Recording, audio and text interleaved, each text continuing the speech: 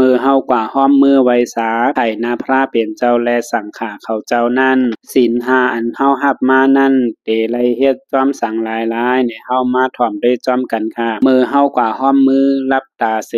มาจ้อมสังขาเจ้านั่นข้อ1ปานาติปาตาข้อ2อาตินนาตานา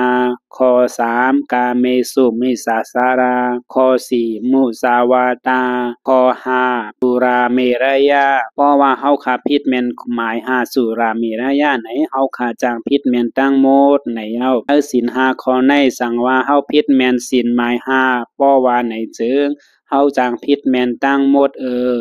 เฮ็ดสังเลวานั่นล่ะเพราะไหนเพราะว่าเฮาผิดแม่นศีลหมาย5เพราะว่าไหนจึงศีลหมาย5นั่นพระเป็นเจ้าเฮาฮ้อไว้ว่าสุราเมรยะในนั้นสั่งว่าเฮากินเมาเหย้าเพราะว่าไหนจึงสั่งว่าเฮาผิดแม่นศีลหมาย5กินเหล้าเมาเหย้าเพราะว่าไหนจึงศีลหมาย1ปานาติปาตา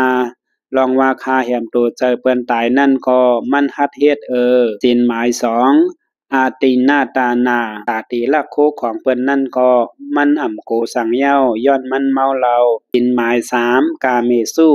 ลองว่าพิษกาเมสุอันว่านั่นก็มันหู้เหย้าอันนั่นก็จางเป็นไร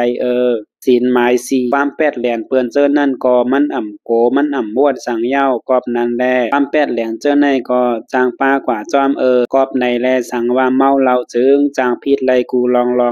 เพราะว่าเฮาผิดแม่นศีลหมาย5เสียน1เพราะว่าไหนจึงจางป้ากว่าจอมกันหมดเหย้า